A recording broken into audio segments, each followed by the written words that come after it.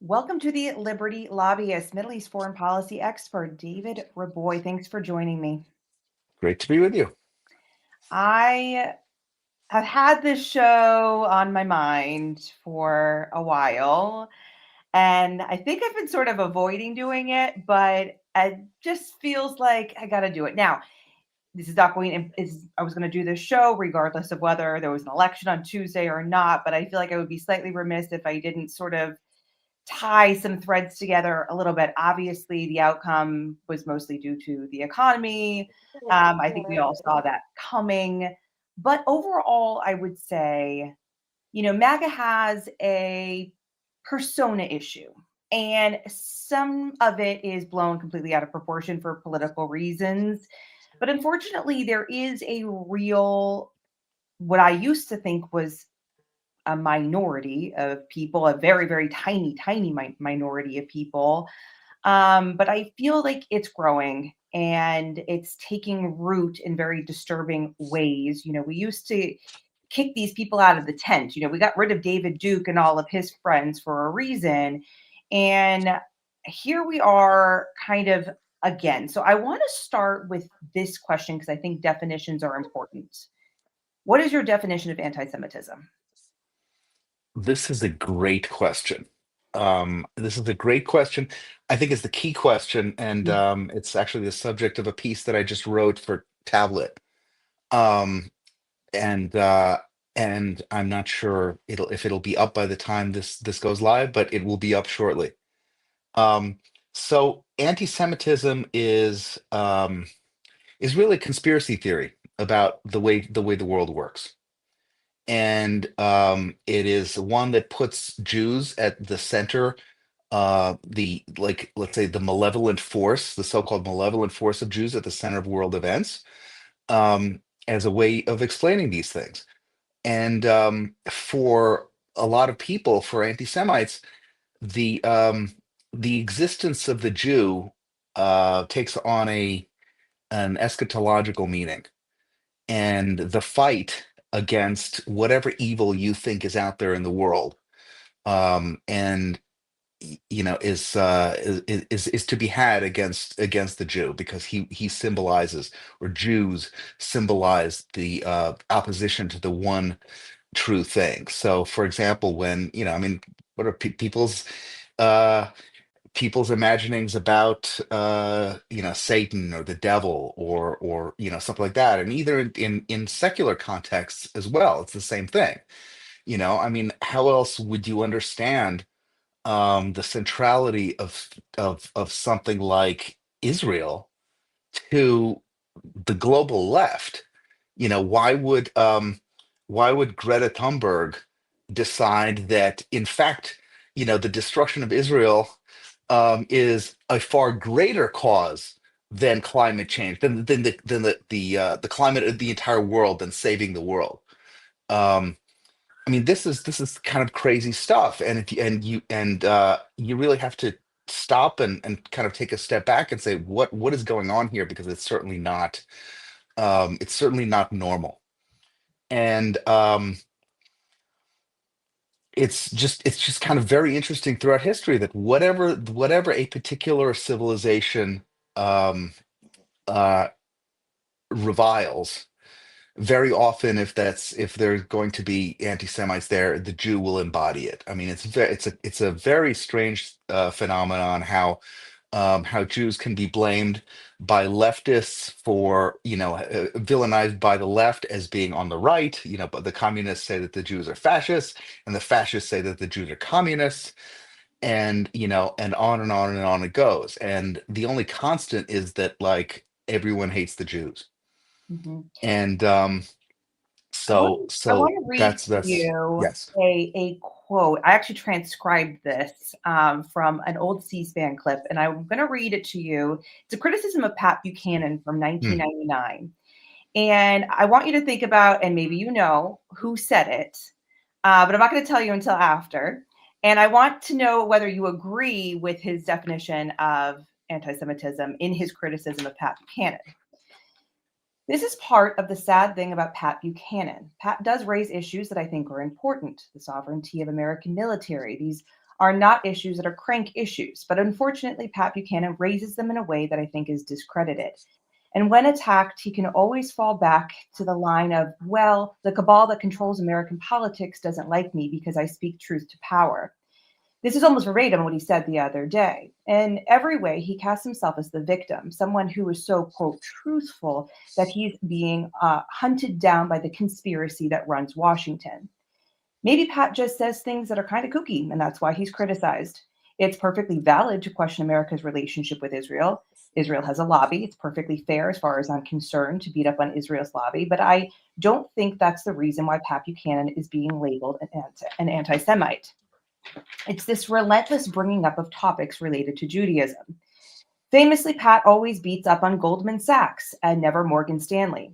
There is no point at which Pat has held a press conference and said, well, I really don't like the Jews and I think that they're the sinister force in America. But I think, and it took me years to come to this, and I'm not throwing about the term anti Semitism around, but you reach a point where you say, geez, here's a guy who has gone out of his way to defend accused Nazi war criminals, constantly attack Israel, attacking American Jews for supporting Israel, who's implied that American Jews push Americans into war in which non-Jews die. And there really is, and I do believe there is a pattern with Pat Buchanan of needling the Jews. Is that anti-Semitic? Yeah. Who do you think said that? Can I guess? Yes, I'm gonna guess Tucker Carlson, my yes, buddy. yes. Tucker Carlson did say that 26 years ago. And I have to say, I think that's maybe a little bit harsh to Pat Buchanan, but it is a perfect description of Tucker Carlson today. I mean, I don't think it's harsh to be candid at all, actually. okay, But look, I when I was young, I supported Pat Buchanan's candidacy. And this was actually prior to a lot of the anti-Semitic accusations. I shouldn't say the anti-Semitic accusations. It was prior to me. No, I was young. All I knew was what was out there, what was on, being covered on C-SPAN. I didn't know, for example, that the guy spent his time, um, advocating for every concentration camp guard that he could find. right. And then I also didn't know, at that time it was well, probably what, 1980, late 80s, early 90s. um so this was before the 9/11 and the Gulf War and any of that stuff. And which he would kind of subsequently, kind of take the opportunity to go crazy during that time Hmm. and down into his Zog, Zionist occupied government, Hmm. rabbit hole. And I mean, in addition to that, the guy was, yeah, I mean, I think Buchanan is actually a perfect case through which to understand Carlson and really anti-Semitism, because the people now, and especially on Twitter and in podcasts, they want to go and they want to go and they want to say, here is this one little clip. Here is Tucker Carlson at Charlie Kirk's funeral, and if this clip isn't anti-Semitic, if this clip doesn't say I hate the Jews, you know, completely obviously, then your whole case against him is Right. It's nonsense, foiled. right? Here's Well, my definition of but all. you're supposed to put these things together. So, like, Pat Buchanan, hated, despised Israel, really, really despised Israel, really, really despised the people who support Israel. Okay, fine. We may have an intelligent disagreement, but the same guy is also running around, defending concentration camp guards and claiming that we should have sided with Hitler in World War II, where Right. Churchill was the real villain. And Mhm. like, you put all these things together, and you have to be an it. You have to. I'm sorry, you can't be an idiot. You have to be unbelievably dishonest to put these things together and not think that there is a linkage between all of these things. I think you're absolutely gaslighting if you're if you're denying that. I think, obviously, if you are calling for violence against Jews, if you are denying the Holocaust, we can all clearly say that's anti Semitism, but that's such a narrow vision of it. And I don't want to throw it around needlessly. I do think that you can absolutely criticize the government of Israel. And I criticize my government all the time, pretty constantly, actually. And it's fine to criticize a government and their actions. But what is anti Semitic is when you make everything about Israel, when you make everything about the Jews, when you only talk about Israeli lobbying in the United States, when Israel doesn't spend a fraction of what other countries spend lobbying US politicians in the United States. What I think is anti Semitic is when you make it so that Israel has to be last in any foreign intervention, when you don't allow them to win a war, when you don't allow them to fight a war the way every other democratic Western nation would ever fight a defensive war. I think it's also anti Semitic when you only bring up foreign aid to Israel and not to the other many, many, many, many, many dozens of countries that we give foreign aid to that frankly gets flushed down the toilet in a way that doesn't even happen with Israel. And when you add up all of those things, that is all anti Semitism. Would you agree with Yeah, that? yeah, I would agree. I would press more on this criticism of Israel point that these guys always try to make, which Mhm. is which is, I mean, it's unbelievably ridiculous. Um, we have things called libel laws. We have a concept of someone lying. We have all of these things that a cynical person like the one who claims that this is only criticism of Israel can just call criticism. Mhm. I mean, the criticism, it depends on what you say. Like obviously, I mean, you're free to say anything about anything, Mhm. a foreign government or the American government. I mean, we know that. Everyone knows that. Nobody's denying that. Mhm. But the content of that criticism, whether or not we judge you for the content of that criticism, I mean, of course, that's a natural thing that's going to happen. um I find that what usually flies under the banner of criticism of Israel is, back to the gas chamber, Jew, which is the kind of replies that I get on Twitter. And I'm not saying that all of those things, I'm not saying that defines every dishonest, criticism of Israel, but it's an illustration that it actually runs the gamut. I think like I have an absolute right to be disgusted with Tucker Carlson or Megyn Kelly or anybody who shows up and say, or JD Vance when he shows up and he alleges that Israel does not treat Christians well. Yes.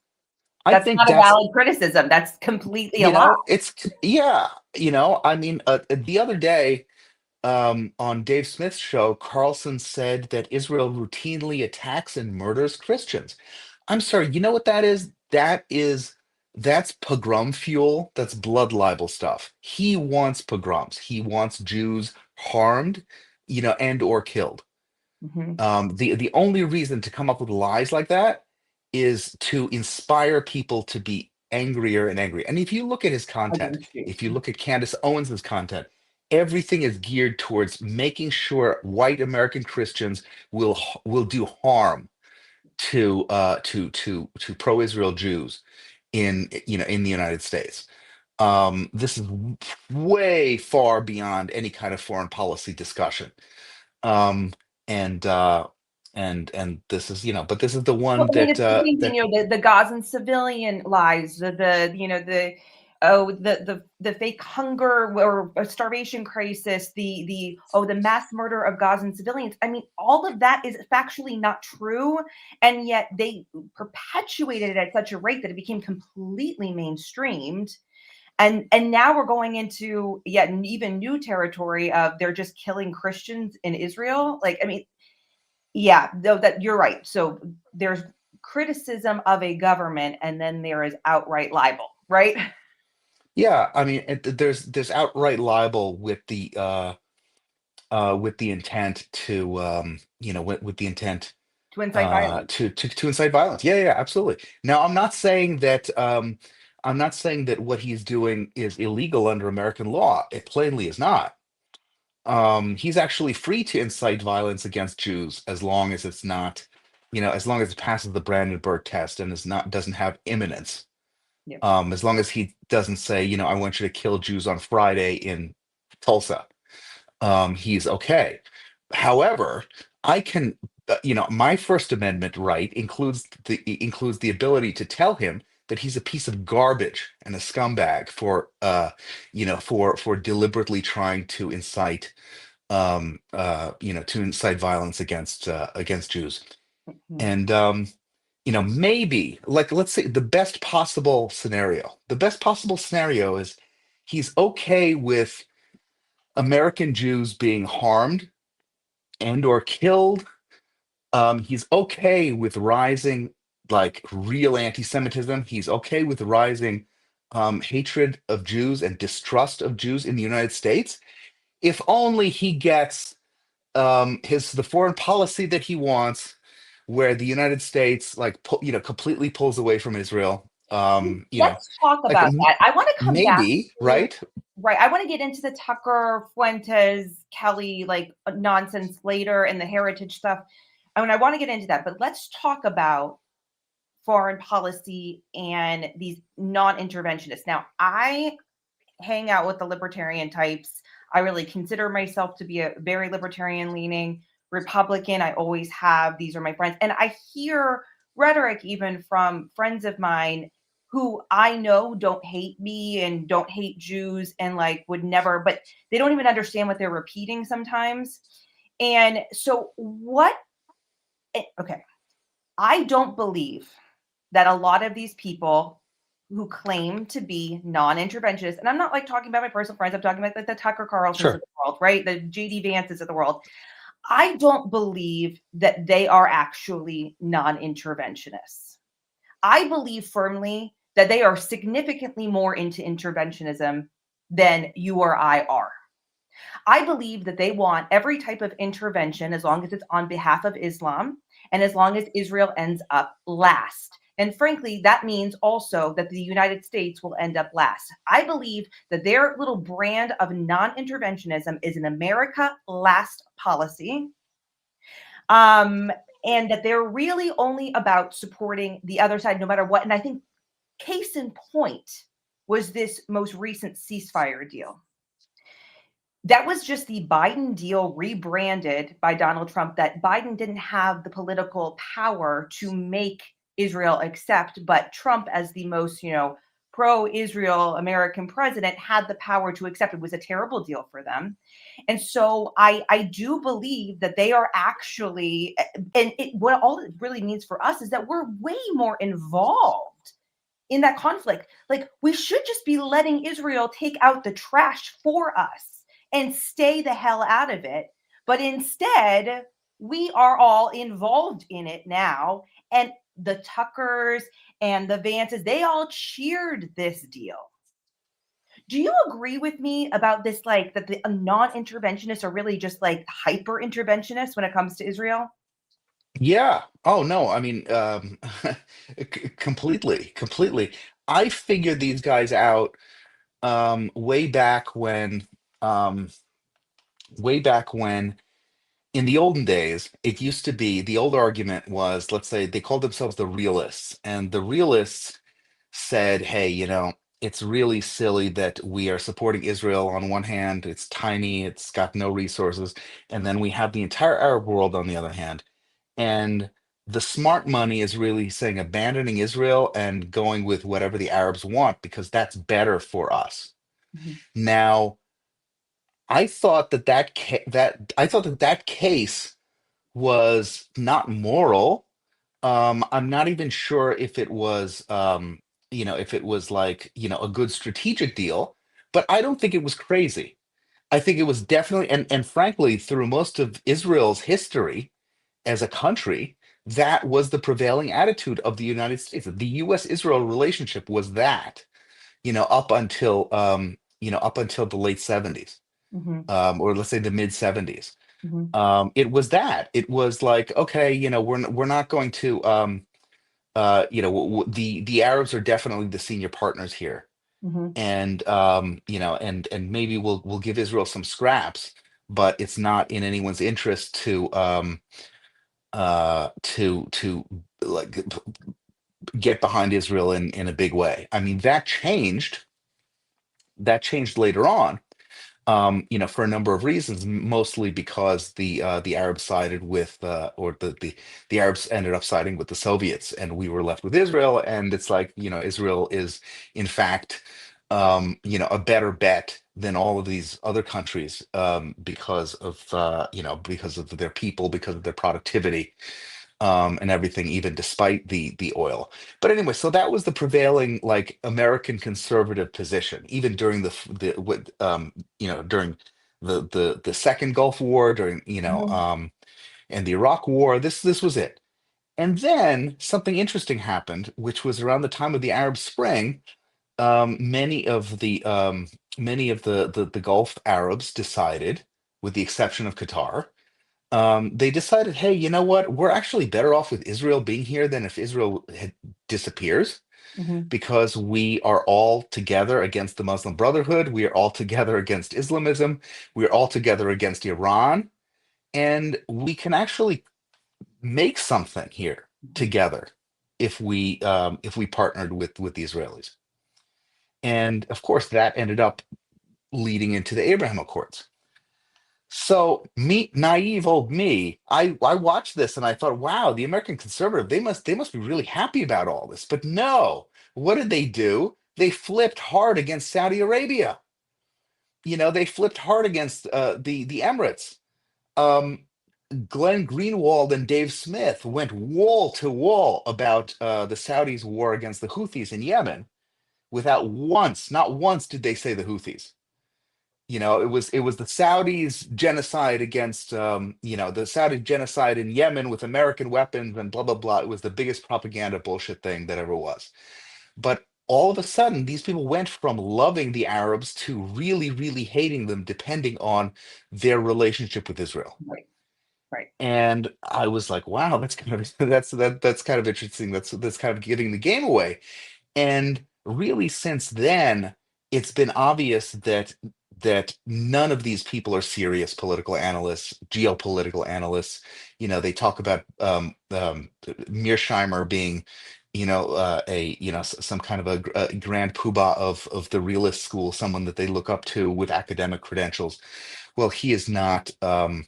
He is very long in the tooth, and he is not doing any credible work. He's not, I mean, he's his the things he says on Carlson's show and elsewhere are completely batshit crazy.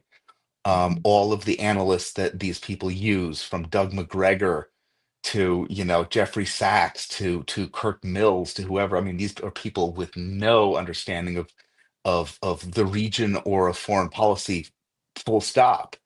And that's not just a slur on their intellect and abilities. That's an assessment of their predictions. Mhm. These people have been wrong up and down and up and down. And when you're that wrong in the same direction all the time, you're not an analyst, you are a propagandist, and you're just kind of saying stuff. Mhm. So now, getting to the people in the United States, like the libertarians, I think we have a phenomenon where some people over the last several years, I call it rapid onset right wing online retardation. Maybe it needs an acronym, but what basically Social happens media is is that, making us stupider. yeah, I mean, a bunch of people who know better. And I'm saying, I know that they know better because I know some of these people. It's like they outsource their part of their brain to stupid podcasters with no education, and the next thing they know, they're just sprouting nonsense. I mean, I heard a story about Kevin Roberts, the Heritage Foundation president, who, like, whatever, I've been friendly with for years. I mean, he stole my catchphrase. You need to know what time it is. Um, and he's given me credit for that before. But, like, so I've known this guy, and apparently he told someone internally, he said, I'm pro-Israel, but I'm not a Zionist.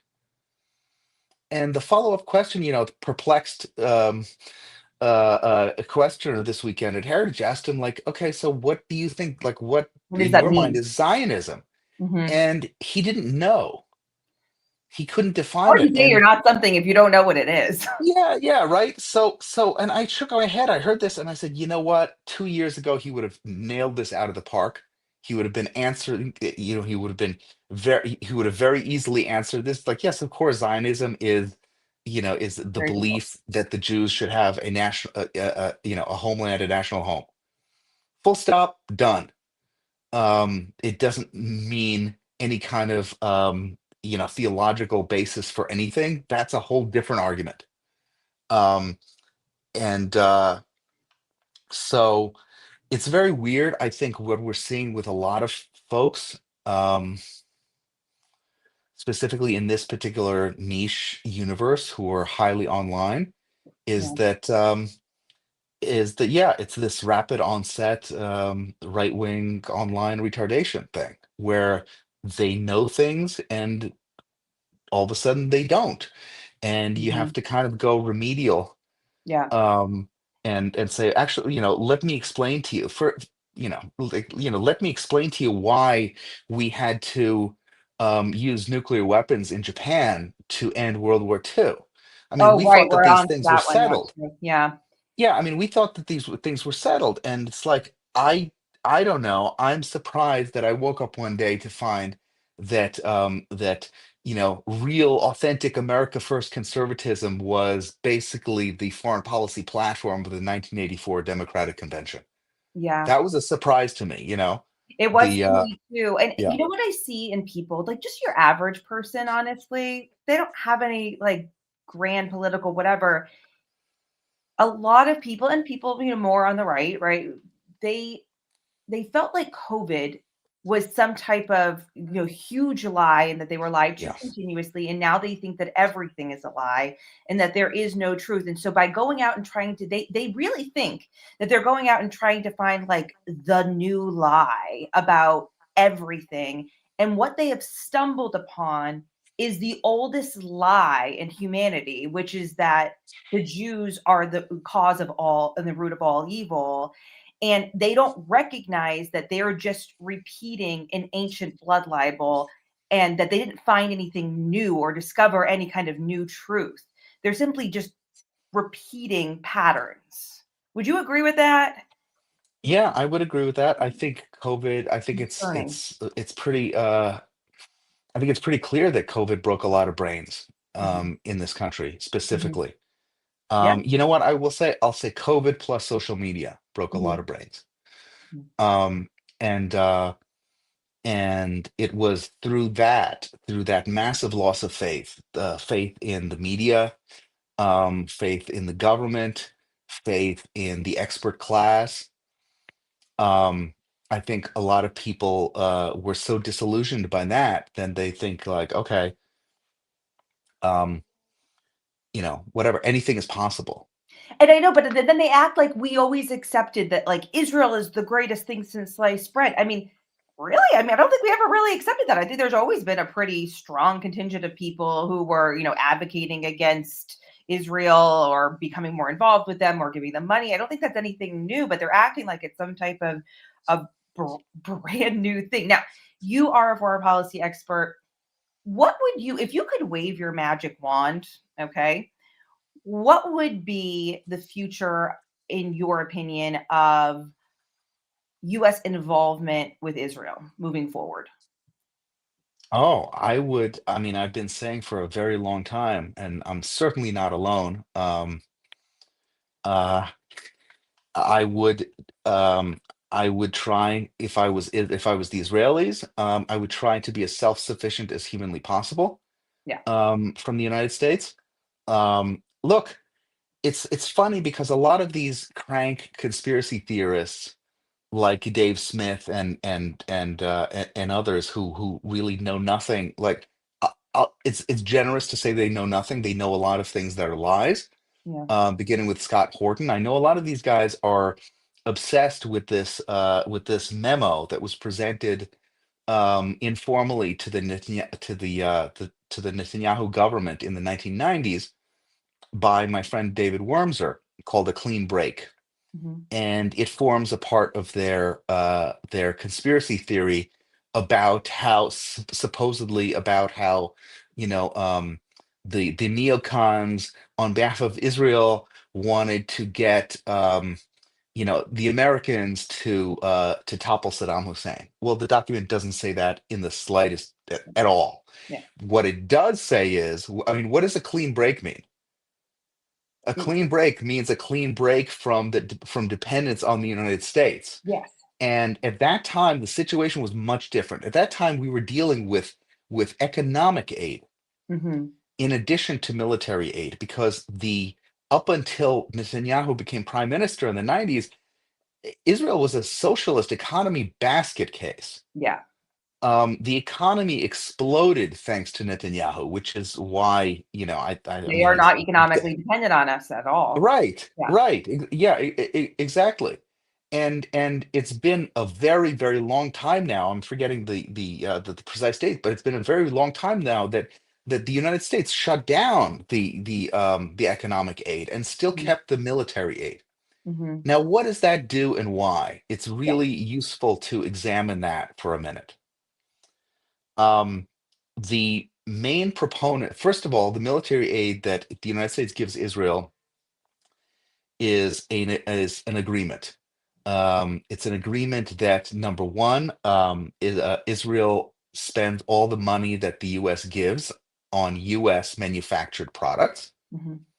meaning it's basically a transfer of funds, not to Israel, but from the United States taxpayer to Lockheed, to Boeing, to all the weapons manufacturers in this country. So, I mean, the Israelis are getting stuff for free, but It's but good that money, American, yeah, manufacturing. Yeah. right.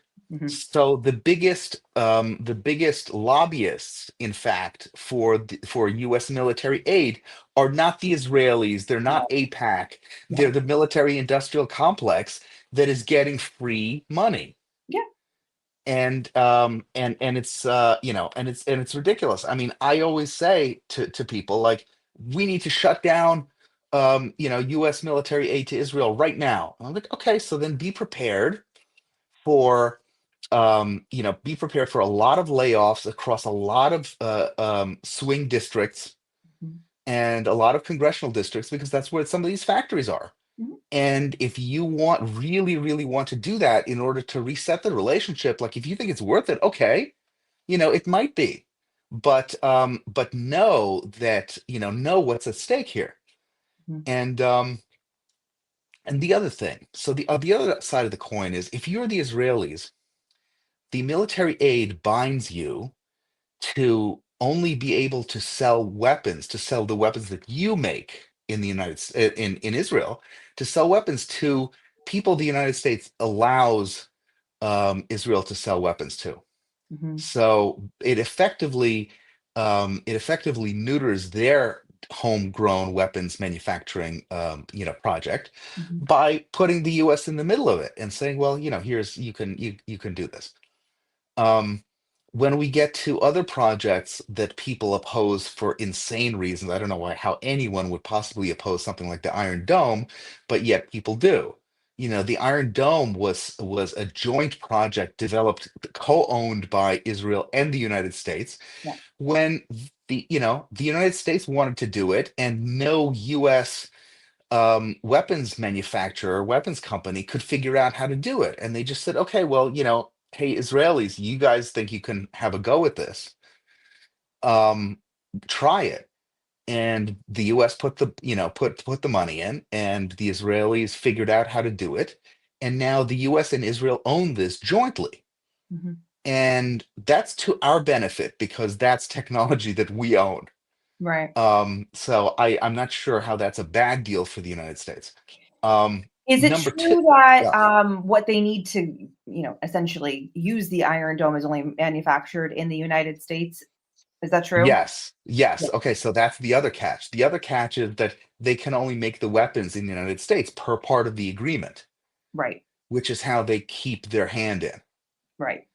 And And my yeah, opinion on all of this is, and yes, I think you laid out a lot of really good realities about what it would actually mean to become completely, militarily disentangled from Israel.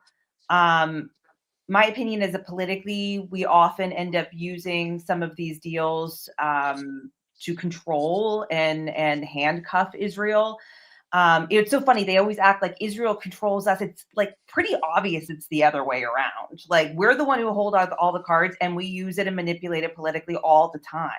And it's frankly an abusive relationship. And if we really wanted to be America first, if all of these people like JD Vance and Tucker Carlson really want to be so America first, they should be advocating for policies to, yes, disentangle us from from Israel, and just let them do what they want to do and let them go. But instead, they're advocating for us to further control Israel in other ways, which is just completely backwards, bonkos thinking to me.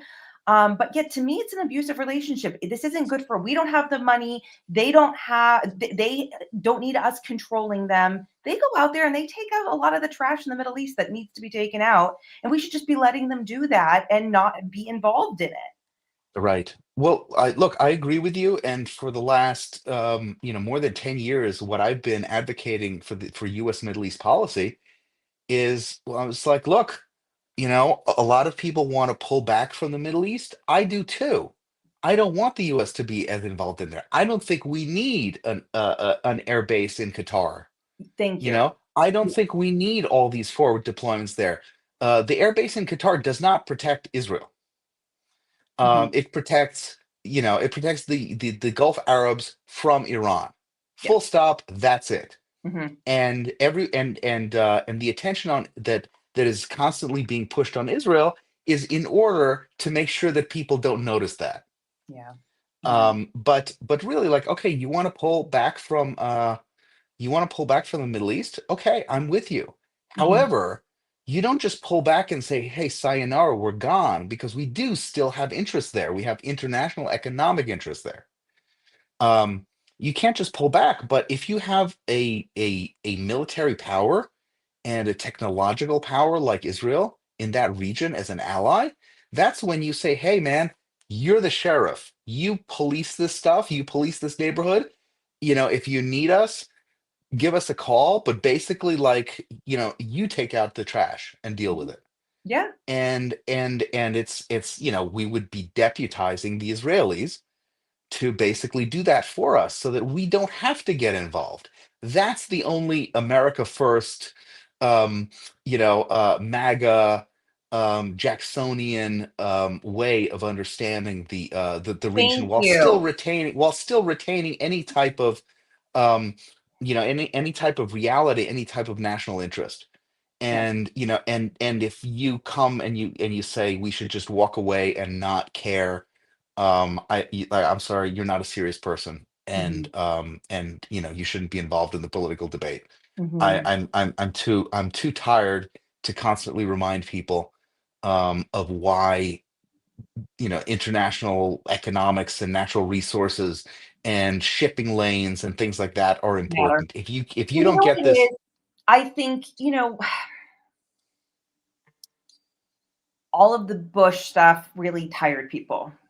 And we wasted, and a lot of people feel this way, that we wasted a lot of time, treasure, and American blood in the Middle East, and we have nothing to show for it.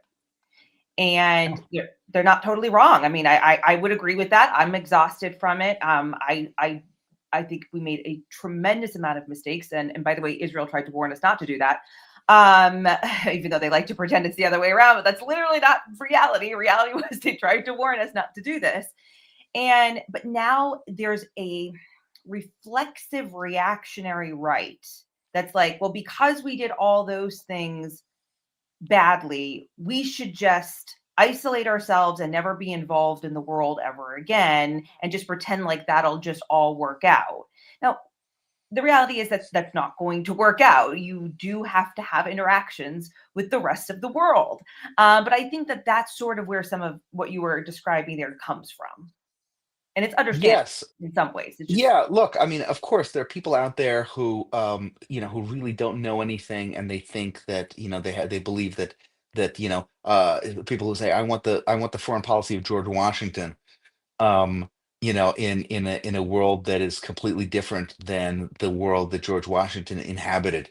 yeah. Um, and I mean, look, it's just silly. I think for your random Twitter doofus, maybe that's something that they feel sincerely. But for people who are, I mean, Tucker Carlson is, I mean, yes, he's a deeply stupid guy and he's a crazy guy, but I don't think he's that exactly that dumb to not No, I believe don't that the think US so.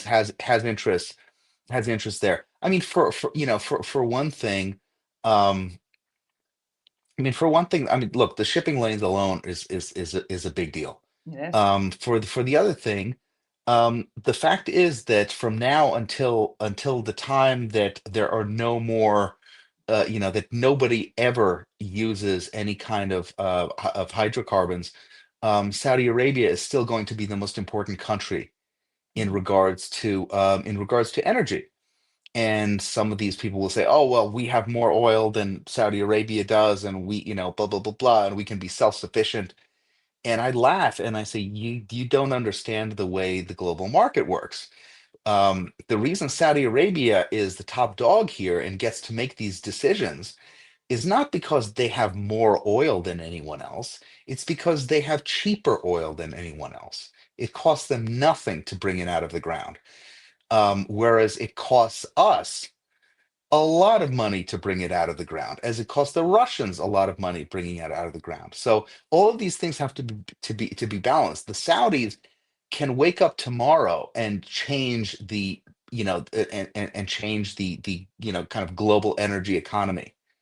They will be able to do so easily. No other country can do that. Mhm. A cabal of countries like OPEC can come together and do that theoretically, but like the reason why this region is important, not only for oil but for natural gas in the same way, is that this stuff is a lot more complicated, Yeah. than just saying, oh well, we have our oil, we have this, we're going to go. Yeah. And I bring that up just to illustrate that when people say, hey, I don't want to have anything to do with that region, it's not a choice, because as soon as you say that, you start to, the bricks start falling, and the consequences of your lack of involvement start start becoming evident. And now that's not to say that you can't have a reasonable foreign policy that is smart and prudent, based on your national interests. I think absolutely you can, but you have to be an adult about it and say, okay, there's a certain amount of stuff we're going to have to do. Yeah. And I mean, look, it's like being an adult. It's exactly like being an adult. I don't like to pay my taxes. I don't like to do all these things. I don't like to work. I would like to sit on the beach all day. And say, well, you can do that actually. You can sit on the beach all day and not work. However, when you're going to run out of money, then you're going to have to come up with Right. another solution to that. Yeah. And that's really how it is. There's no free lunch when it comes to the world, and when it comes to geopolitics. Yeah. Um, and you know what? I think I have to say, like, mea culpa about all of this. I made such a big mistake over the last several years, and I feel like I'm slow motion in the process of like writing a column or a book or something about all the things that I got wrong, about politics. But mostly they all are kind of the same basic idea. And the basic idea is that I was utterly wrong that it's possible to have a coherent, smart, sane argument win. That was my mistake.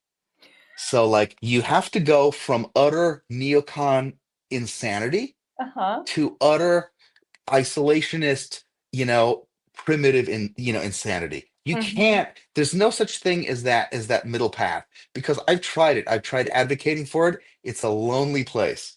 It is a And lonely place. yeah, yeah. And and nobody cares. And in the end, you can come up and you can say, hey, I figured out this great argument, or this great policy that kind of beautifully balances these competing interests together. And here's this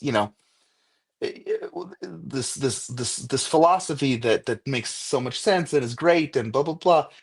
And and at the end of the day, what that serves to do more than anything probably is entertain the person who comes up with it, Yeah.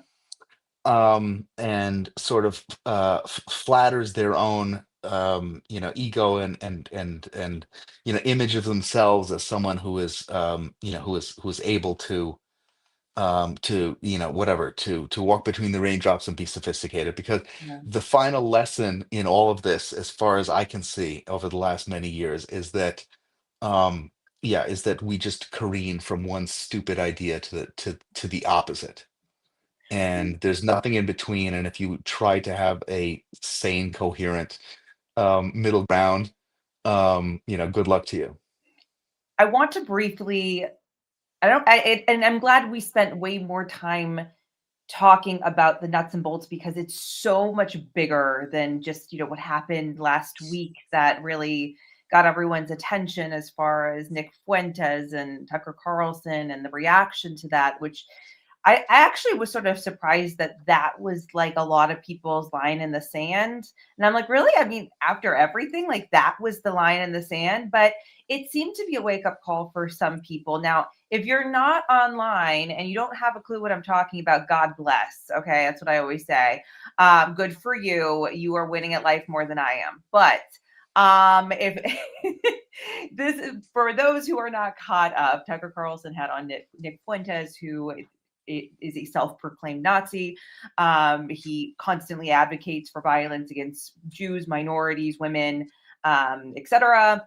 And he is, in my opinion, not a serious person that anybody would ever talk to or listen to or whatever. But yes, Tucker Carlson had him on and gave him, and it's one thing, like, you can interview serial killers. It's not about like interviewing a bad Sure, of person. course. It's a matter of, he didn't have him on and actually try to bring light to his bad ideas. He had him on because he agrees with a lot of those bad ideas, and he likes for other people to say them for him so that he can keep his hands somewhat clean. Like I always say, I'm like, Nick Fuentes is a Nazi because he says he's a Nazi. And I'm not going to call Tucker Carlson a Nazi, but he's definitely now a Nazi fluffer, right? Sure. um, but He's a watching Nazi. him, He's a Nazi launderer. yeah, He's someone who would have a far friendlier conversation with a Nazi than with this Jew. yeah, As a matter of fact, I just before we went on, I got a text from my buddy who's, for his sins, he just decided to watch the Dave Smith Tucker Carlson podcast from a few days ago. And apparently Tucker comes at me for allegedly attacking his family. Now, I have never, not once, tweeted about his son who works for JD Vance. I have never once attacked his family. I've never once spoken to him or in any way had any kind of direct contact with him. It's funny. It's like you made the big uh time. yeah, no, but I mean, it's weird, and I imagine him sitting on Twitter, with probably with like some kind of an anonymous account. I mean, hey, maybe and maybe he replies to me sometimes, with Jew Anonymous account, memes. yeah. Yeah, but like he's just sitting here and he's just getting mad at Jews criticizing him on Twitter. It's Mhm. so weird. It's really weird. I do think that, not to not to veer it into kind of psychoanalysis, but the attack on Christian Zionists was especially strange, and the vehemence Really. with which he did that was especially strange, considering his dad not only self-identified as a Christian Zionist, but like was spent the better part of his later years as a Christian supporting Israel. Yeah. A friend of mine was in Israel with Tucker's dad, Mhm. and Tucker's dad was on the board of FDD, which is, an organization that Tucker, fulminates against all the time. Um, and I think it's significant, frankly, that maybe a year and a half ago is when Tucker's dad passed away finally after a long illness. Interesting. And I do think that there was a marked tonal Mhm. shift Mhm. after this, as if he thought, hey, now that dad is gone, like, he can't see this.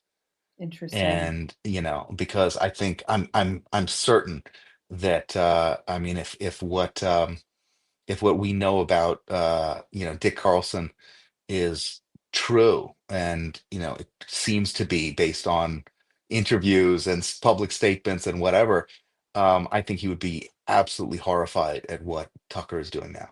Absolutely horrified. The reaction to the interview was what I found the most interesting. Um, and bizarre in a way. The heritage hostage tape was perhaps the most bizarre part of the story to me. Where do you think that came from? I mean, was anybody there was a very, very mild, from what I could see, um, a group of people on Twitter just sort of like questioning Heritage about whether they were going to continue to partner with Tucker. And then they felt the need to put It out, was like an hour of that. It was like an hour of yeah, like, hey, Heritage is, Heritage advertises with Tucker, don't they? Why is Heritage behind this? In the same way that it's perfectly fair to question any advertisers for paying for content that you don't agree with. I right. mean, it's a free country. I mean, that's how this stuff Yeah. works. And out of nowhere, I mean, we did go from 0 to 60. Yes. That out of nowhere comes this weird, disgusting video. Mhm. And I do think that there are a lot of people online who really have no idea, oh, I have no problem with the video. Well, I can't help you, but there are many, many problems with that video. Logically, and otherwise. But Well, and the main issue for me was that the problem is people questioning Tucker having a neo-Nazi on his show, not all of the people that Tucker Carlson is constantly attacking on his show and on other people's shows. Like as if that's not the dividing factor on the right, right? That was the criticism in the video, was that anybody who questions Tucker Carlson are the ones dividing the right, not Tucker Carlson for many years now, constantly berating and attacking people on the right all the time. It's like for the first time ever, more people started criticizing Tucker's one show, and that doesn't matter. That's all that it's all about is dividing the right. It's just that one day, as opposed to all of these years of Tucker constantly attacking people on the right. I don't get it. yeah, I think it's absolutely cynical that these people that are offended. I don't think they're offended. I think these people have absolutely no morals. I don't think they're serious.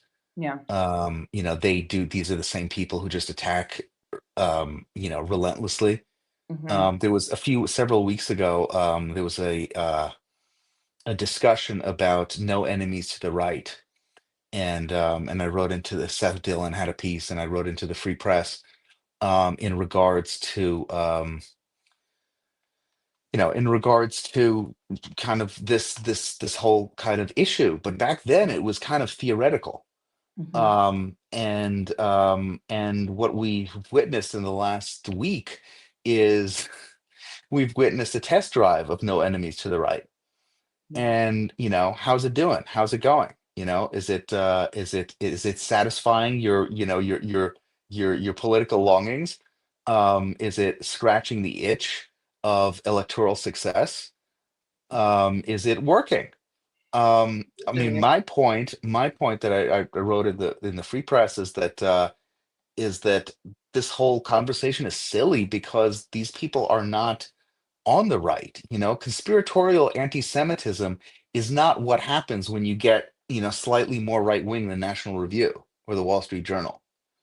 Um, the the the insistence that there's actually continuum, from like, whatever, Ron DeSantis to Donald Trump to, so and so to a Nazi You're right.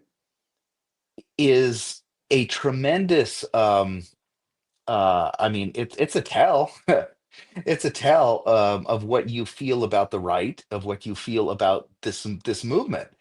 And I just think it's I mean, it's bad on tactical grounds, and it's bad on moral grounds. But to be honest with you, I don't really even care about making the moral argument Yeah. because we're so past that. It's 2025. Nobody cares. I'm just making the actual nuts and bolts, logical argument. And I mean, you don't win with these people. You don't win by bringing in a bunch of yahoos um, No. And you who know what? don't I don't agree think I'm with the asking for rest of the too party. much by saying that I don't think that the tent should be big enough to include neo Nazis. I don't think I'm asking for a lot. I don't want them Um, in the tent. And then this got brought up. They brought up all this idea of canceling, and so I'm not really dishonest. sure what the definition of canceling is or isn't. But if it includes kicking actual Nazis out of the tent, okay, fine. Well, my old friend Ace of Spades had two amazing posts about this whole controversy, and the second one is the one um, that is germane to this discussion, the one that he just put up, like, not long ago. And in it, he goes back and says, "Well, as a matter of fact, politics is all about canceling. Politics is literally about that. It is about, here are the people that here are the people that I agree with and support, and here are the people that I don't agree with and I don't Sure. support." Yeah. And our idea of cancel culture, the what our whole problem with cancel culture wasn't that people were getting rejected for beliefs that others didn't agree with. It was that people who were civilians, who were not involved in politics, Mhm. suddenly became political figures. Whereas, like, They were you getting if doxxed and harassed and right, fired if from you're their an jobs that had nothing architect, to do with politics whatsoever. That's all right, very different. And actually, if there was any example of canceling over the last couple of weeks, I'm failing to remember the name of the organization, but it's the sub-organization of Heritage where the email got leaked right, from the president, saying that anybody who simply retweeted saying like we shouldn't have Nazis in the Republican Party who worked for Heritage should never be hired again. yeah. How interesting, the five Jews at Heritage, who spoke up, and it just happens to be the ones who are on the blacklist. I'm shocked. I'm shocked. But if you want to say anything's cancel culture, I mean, that's definitely, an example of that. But I think that's a great point that, yeah, that's what politics is. You choose the people that you agree with and that you don't agree with to have Right, conversations with, to platform, to promote, and that's also called freedom of association. right. Yeah, our idea that cancel culture is, I mean, canceling is not bad. Cancel culture is turning someone who is like a plumber into a political actor, Right. like he's running for president, and making that person's life wide open to media operations and Right. and destruction. Hmm. Like, that's ridiculous. However, if you're part of the political process, we can say, you know what, you're full of crap and you're awful and I don't want anything to do with you. And in fact, the people who associate with you, I don't want anything to do with either, because obviously they don't have a functioning filter for who's worth Morality. associating with. Yeah. So I would commend Ace's post to you and and to everyone about this, because he's kind of very clear about this. Hmm. But that's where we are. Yeah. That's where we are. I on one hand, I think like maybe we'll make it. On the other hand, I think we're utterly doomed. Um, so Real sunny end, end to this. yeah, yeah. It's funny because I got a call from a friend of mine who is a another political commentator, and we spoke for 2 hours the other night about all of this stuff. And before he hung up, he said, I feel a lot better. Thank you. And Interesting. I was like, in my entire life, I never heard anyone respond that way at the end of a conversation. That's So, funny. Oh, that's you interesting. I know, think I know who it is, so that's even more interesting. Um, yeah. well, I think that's a good way to wrap up. So this maybe this conversation made some other people feel better, and maybe some people had the opposite reaction. But yeah, no, I'm very concerned about where this is headed. I think there are a lot of especially disaffected young men who are just very angry. They're not conservative. They did vote for Trump, but they're not conservatives. And I worry that they're falling prey to some of this. And I guess my final word out to people on the right is in the same way that you should be giving over to your children the tools that they need to not become communists, you need to be giving your tools over to your children. And I feel and fear that a lot of Republican and conservative parents are failing at this. The tools that they need not to fall for the oldest lie in the book in neo-Nazi propaganda. So, anyway. I'm glad you brought that up because I mean I don't have kids, but I know a lot of I have a lot of friends who do have kids, and several who have done very, very good jobs and making sure that their sons don't go off and become Nazis. You would think, that this would be kind of a low bar, but in this civilization in 2025, apparently it's quite a big deal. Mhm, I do think that, I mean, you remember the Michelle Malkin story, right? mhm, mhm, Michelle Malkin was sort of the first one to go from mainstream to neo-Nazi alongside Nick Fuentes. mhm.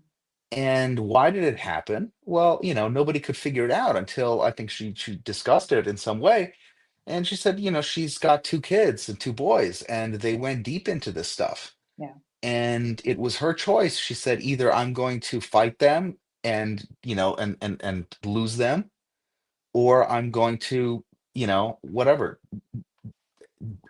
maintain my relationship with my sons.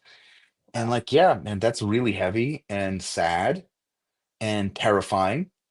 Um, but it makes me think that there are folks who are out there now who are, who are online, who are sort of like defending Tucker and defending Fuentes and maybe even Tucker himself, who have boys, Yeah. sons But who I'm are deep sorry into this. if your children are falling for this, you Oh, that's a failed. you thing. That's a you thing. Oh, yeah, yeah, of Yeah, course. yeah, like you failed as a parent because you did not give them the tools necessary to be discerning, and you did not educate them on the history of the world correctly, like the truth, the absolute truth, well enough. I'm sorry, you just didn't. Yeah. And No. look, I agree with that, and I think that frankly, there's only so much you can blame the left for this.